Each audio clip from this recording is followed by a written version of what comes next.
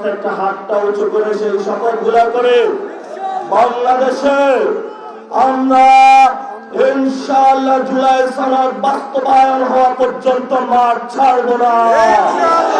আমাদের ভাই যাদেরকে হত্যা করা হয়েছে তাদের প্রতিশোধ এবং বিচার পাওয়া পর্যন্ত আমরা মাঠ ছাড়ব না। আমাদের আজাদীর প্রাণ পুরুষ শহীদ উসমান হাদি ভাইয়ের হত্যাকাণ্ডের বিচার হওয়া পর্যন্ত আমরা মাঠ ছাড়ব না। প্রিয় কানাইঘাটবাসী, অনেক রাত হয়েছে।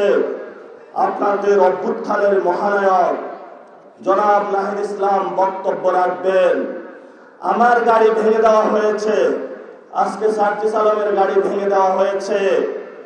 আমরা আপনাদেরকে এখনো বলি, আমরা এখনো ধৈর্য ধারণ করতেছি।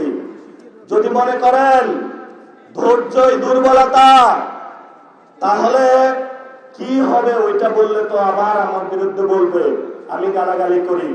তা আমি আজকে থেকে চুপ কইলেই গেলাম। আমরা দেখি বিএনপি কতটুকু উঠতে পারে, সেইটুকু পর্যন্ত উড়ুক। উড়ার পরে বাংলার মানুষ প্রস্তুত আছে মাটিতে তাদেরকে নামানোর।